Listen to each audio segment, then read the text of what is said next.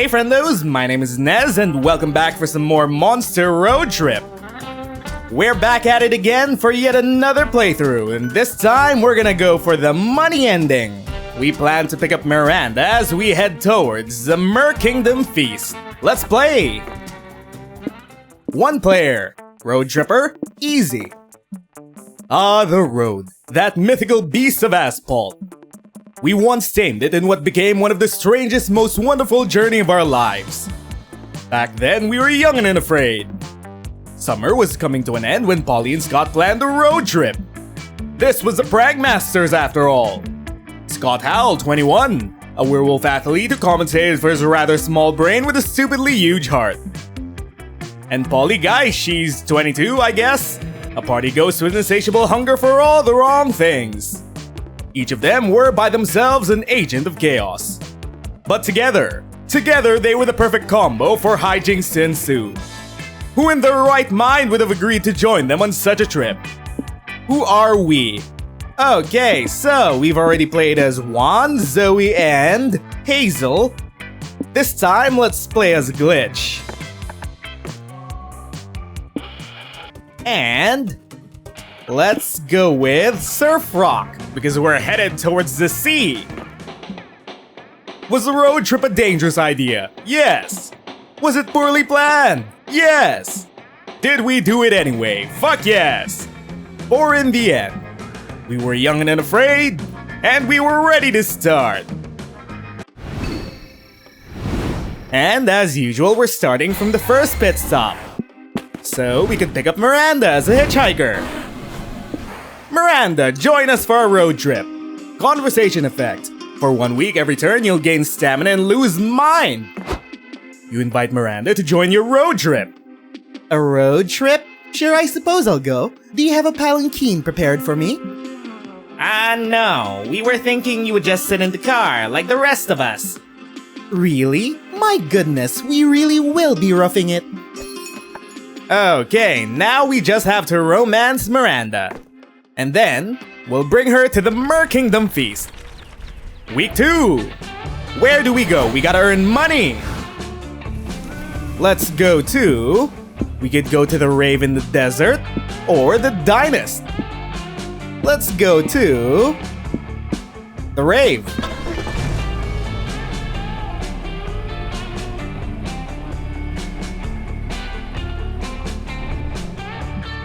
In the middle of the desert, ravers and partygoers have gathered to dance their cares away. You're drawn to some blurry figures in the crowd, ethereal beings who look like they were made at a party. Party time. As you behold them, you wonder, how should you milk the vibes of this rave? Let's party 24/7. Fuck yeah, it's time to party! You're considering where best to dance your ass off when 3 smiling spirits float up to you. Holy shit, is that Polly? Good to see you. Welcome to the rave. OMG, hey! Party time. Scott, Glitch, meet my clubbing crew, Summer, Macarena, and Cheese. They're the ghosts of parties past. Aw, Scott and Glitch, Polly talks about you all the time. It's so nice. She really loves you guys. Gosh, Polly is the best. She is. How's everything, girl? How are you liking the party so far? Yes, awesome. We were just deciding which DJ set to listen first. That's a big question. Macarena, Summer, and I got that shit down to a science. We put together a DJ schedule. We'll rotate methodically throughout the set so that we're always changing and curating our vibes. Vibing is like the best. We even scheduled visits to the bar and the bathroom, even though we don't actually have to use the bathroom anymore. It's part of the vibes. Of course, in like an hour, we're gonna be too blitzed to actually follow our schedule, and we'll probably just wind up wherever it feels right. Relatable! Which DJ are you scheduled to listen to now? Well, we just finished our schedule Mingle with Other Ravers time, so we're actually ahead of schedule. Cool, so we have an opening, don't we? We could, like, do some more ecstasy. We could do that and hit another set. Do you guys have any preference for who we listen to next? Who should we listen to, friendos? Hypno D and J, the Robo Warlock trance DJs who will put a spell on you. Surrender to the groove. Or Dead Mouse, a skillful French mouse that controls a funky corpse by pulling its hair to create the most frantic DJ set in town. Let's go with Dead Mouse. Excellent choice. Dead Mouse is the hottest DJ in Europe right now. They've got a great rags to riches story too. The duo got started as a gourmet chef in Paris, with the mouse controlling the chef's movements by pulling on his hair. Oh! Ooh, I think I've heard of this story before. But there was like a twist. The chef died. So sad how everything eventually dies. But Mouse wasn't ready for his career to be over. He knew he couldn't keep the corpse employed as a chef though, too unsanitary. So they became a DJ duo cause, you know, DJing is like cooking with sound and vibes. So nice, everything is eventually reborn. Well, weird backstory aside, Dead Mouse turned to be an amazing DJ, playing remix bops from the thousands. Yes! This set is incredible! Isn't it great? By pulling on the corpse's hair, Dead Mouse also pulls on the heartstrings of nostalgia. Remember having functional heartstrings? I hope wherever my corpse is, it's being controlled by a rodent. I hope mine is too, lol. You gain 2 hype raving like you're a kid again, except you're not a kid and raving is hard for your aging joints. You lose 2 stamina. We're not old corpses yet, we could still party. Anyway, where do we go now? The biker bar, full throttle in the bottle? Or the post-apocalyptic settlement, fucking metal? Let's go to the biker bar to earn some money. How do you suppose we earn any money from a biker bar? I have no idea. Breaking bottles, clinking shot glasses, revving motors, the crash of a window some dude just got thrown out of. Yes, such are the dulcet melodies of a bona fide biker bar. This is a chance to embrace your inner badass. What do? What do we do? Let's play some pool. You head over to the pool table to start a game, but find 2 legendary idiots already in the middle of a game when you get there. Alright, I'll sink 6 into the top left corner pocket, which will knock 7 into the 8 ball and ricochet them both opposite pockets. None of I block your amazing trick shot with my even more amazing counter move. 4! Suzanne hits the cue ball. Whiskey swings his cue stick like a baseball bat at the cue ball. The ball ricochets off the ceiling and shatters the 8 ball into smithereens. Damn it, you win another round of death balls, my friend. Here's your $20. I'll go pay for the property damages too. Death balls, huh? Can't wait to turn this one into a story of how I died. What are you saying? You think you could withstand the almighty power that is death balls? Yo, listen. I'm the greatest death ball player in the whole bar. No one has ever defeated me, and no one ever will. All the ranting is getting you intrigued. You politely ask Whiskey how exactly Death Balls is played. You dare challenge me to Death Balls at my own table? No? Nani? Did someone say we have a new Death Balls challenger? Oh yes indeed. Glitch over here thinks that they've got some big brass 8 balls between their legs. I accept your challenge, weakling! You challenged no one, nor do you know how this game is even played, but this is your life now, you guess? How will you beat an all-time Death Balls champion? We bend physics with a time-space defying curve shot. Or the sad reality is, you will never be better than Whiskey. You must resort to the oldest deus ex machina in the book, the power of love! Let's go with the time-space defying curve shot! In order to pull off a feat like this, you'll need to really concentrate. You close your eyes and focus your breath. In and out, in and out. When you open your eyes, the bar is gone. You're at the sacred tribunal of the laws of physics. Here, the lords of time-space preside over a constant hearing of regular people pleading to break the laws of physics. The Razcath Empire has devastated my people for centuries. The current defendant begs, if I could just part the Tusker Sea, we could escape them. The Lords decree. Nermal the Noble, your intentions are pure, but your circumstances are not extreme enough to permit breaking the laws of physics. Next! The bailiff drags Nermal away. You step up and say you'd like to break physics to win a game of billiards and look cool in front of your friends. The pursuit of coolness is indeed a noble task. says one lord. Yes, and billiards is known to be one of the coolest games ever created, says another. I'm in. Are you guys fucking serious? Normal can't save his people, but we're gonna allow physics to break for a fancy billiards trick shot? Well, maybe we would have voted to acquit Normal if he'd had a fancy billiards trick shot to back up his argument. In a 4-3 vote, the lords vote to let you break the laws of physics to look cool in front of your friends. Way to abuse the system, champ. You return to reality imbued with your new power. You hit the cue ball and it follows an impossible predetermined path. It hits all the balls, including Whiskey's. Ouch! No, not my balls. It's my secret weak spot. Did Glitch just beat Whiskey? Yep. Whiskey forks over 2 money you were apparently betting with the hand he's not using to hold his aching balls. You lose 2 mind from bending time-space though. We got some money by breaking the laws of physics. Nice. Okay, where do we go? The caves or the cheap motel? Let's go to the caves to earn some more money. Oh, car stop. What do we have here? You're driving and Miranda is riding shotgun, giving you directions. Too bad she's the worst navigator in history. So, according to this map thing, we should head west to reach the ocean. It's pronounced west, and again, I'll remind you that we aren't trying to drive straight into the ocean. But I miss the ocean. I don't like the desert. It's too dry and sandy. It's all the worst parts of the beach with none of the water. I understand, but can you, rant later? Right now we need you to tell us where to turn. Turn. Oh, that reminds me. Glitch, it's your turn to braid my hair. Well, Miranda, that'd be pretty hard to do while I'm driving. I don't think you're really grasping the importance of the fact that I'm driving. Look, Miri, your lovable ditch stick is as cute as ever, but right now we really need you to focus on... Yes, you're exactly right, Polly. We do need to focus.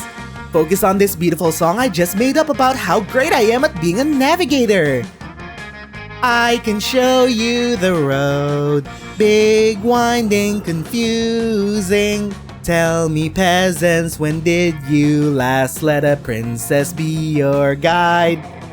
This would be the first and last time for me personally. A whole new road, a motor-tastic way to move. No one tells us nowhere where to go. You're supposed to be telling us where to go. Oh, right. Silly me. Glitch, you need to turn left 5 minutes ago. God damn it. You'd honestly be better off if Miranda was distracted so you could just drive in peace. But what would distract her? Keep her mouth shut by using the emergency ice cream. Or give her an assignment to write that you will review when you arrive at the next stop. Let us keep her mouth shut with ice cream. Oh, I got it. Woohoo! Ice cream emergency! It's my favorite emergency! Scott uses the emergency hammer to break the case protecting your emergency ice cream. One of these days, you really should sweep all the broken glass out of the back of the car. This is ice cream, you say? I've never tried it myself. I used to have all my serfs do my eating for me. What? So this is your first time having ice cream? Wow! I can't believe we get to be here for this big life milestone of yours. Yes, and I'm glad you're here, Scott. I'll need some guidance in losing my ice cream virginity. Can do, bro. Just put your lips on the ice cream and go to town. Goodness me, this is fantastic. How have I never experienced this creamy delicacy before? Just goes to show the magic that could happen when you step out of your comfort zone, boo. Miri, you know we have spoons, right? You don't need to plunge your face into the ice cream like a pig eating from a hay trough. Nom nom nom nom nom nom nom nom nom. The good news is that Miranda loves the ice cream, and the better news is that she could barely babble with her mouth full. Sweet! You bask in the peace you've achieved by distracting Miranda and gain 2 mind. But by sacrificing your ice cream, you also sacrificed 2 stamina. It was worth it. It was worth it! But what could be inside this dang dark cave? Gold and jewels, an abandoned mineshaft, dinosaur bones, the creeper, an ancient civilization that's yet to be uncovered. I mean, all those things are hella unlikely. It's almost definitely just a bunch of bats and rocks in there. But you won't know that for sure until you explore the cave. What are you gonna do here? What do? Look for ore, rescue trap people, go spelunking. Let's look for ore. Time to make some money. You and your friends go into the cave to mine for ore. After an hour of walking and mining, you've got a decent pile of precious metals when you hear a voice cry, "Hey, you dadgum kids, get the hell out of my ore! Go on, get! I've been hoarding this ore for 50 years, and you ain't getting none of it!" Why have you been hoarding ore in a cave for 50 years? Are you selling it?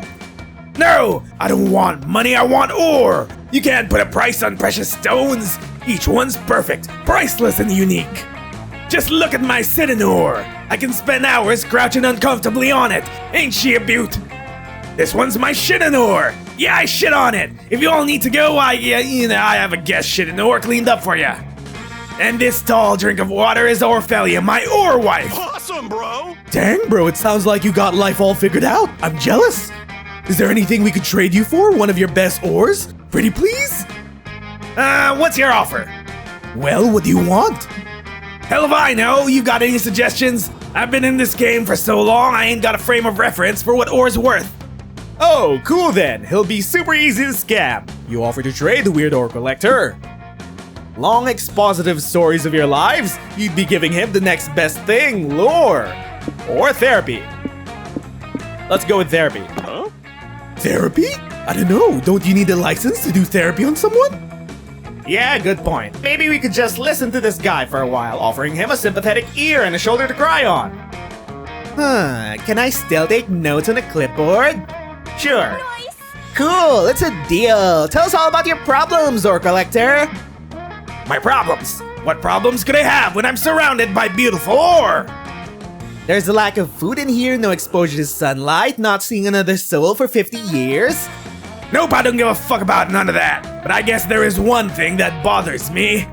Sometimes I have nightmares that I accidentally swap my kissing ore with my sitting ore. What if I'd been kissing my sitting ore all this time? That ain't what that's for.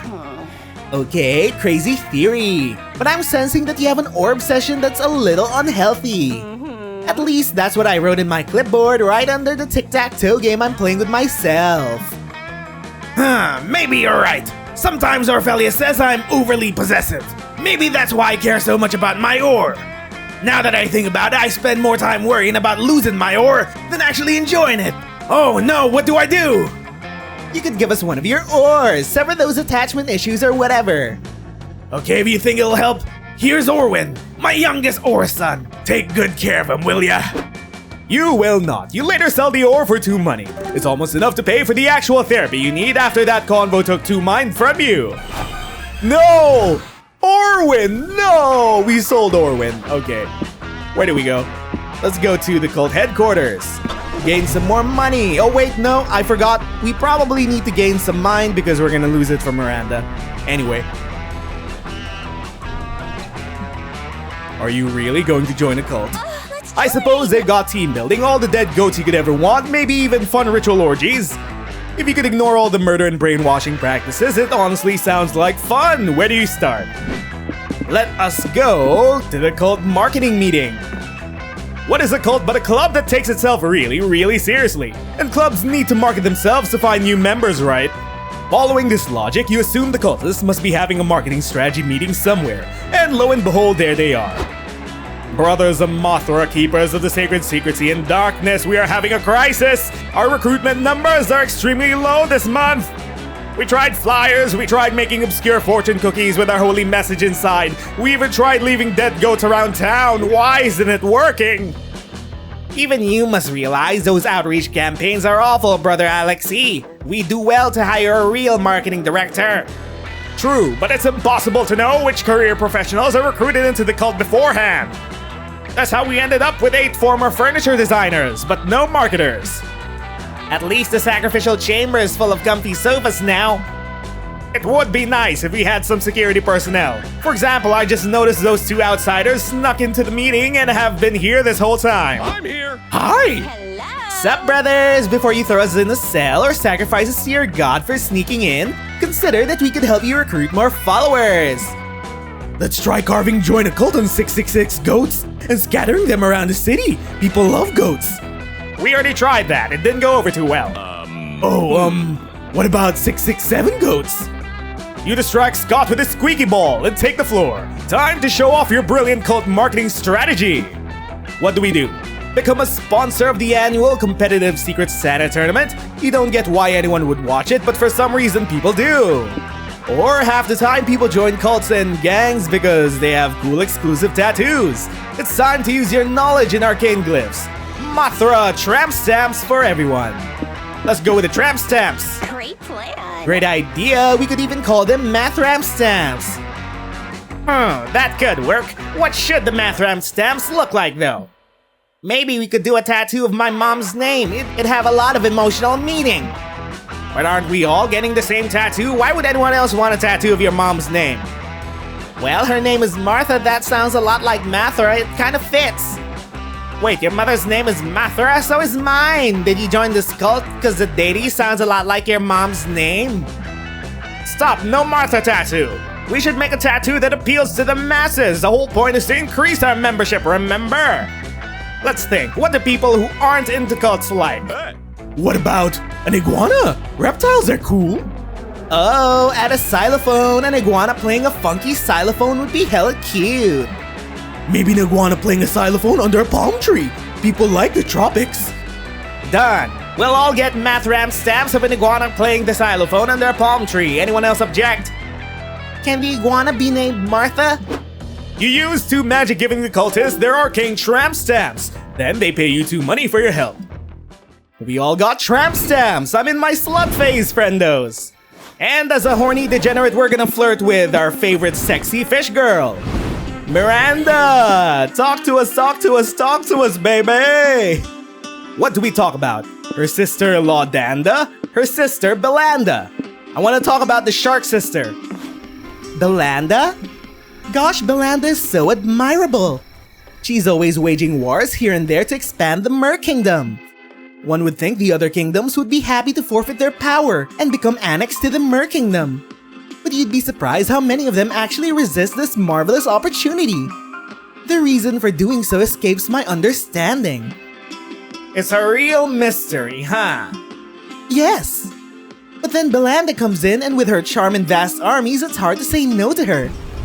Oh, she sounds so fierce. I'm scared and aroused. I'm scaroused. I think she and I are the closest of all my sisters. We used to play games around the palace, sneaking around and such. We even used to spar together, cleaver against spear. I defended myself better than you might imagine. Oh, yes, I love that. Okay! Good to know. A whole new world. Miranda's brought lots of snacks and she's learning to eat by herself. She has also brought lots of questions about how everything works. Next week, every turn you'll gain stamina and lose mine. Okay, halfway done to romancing Miranda and 4 more to go until the Merkingdom feast.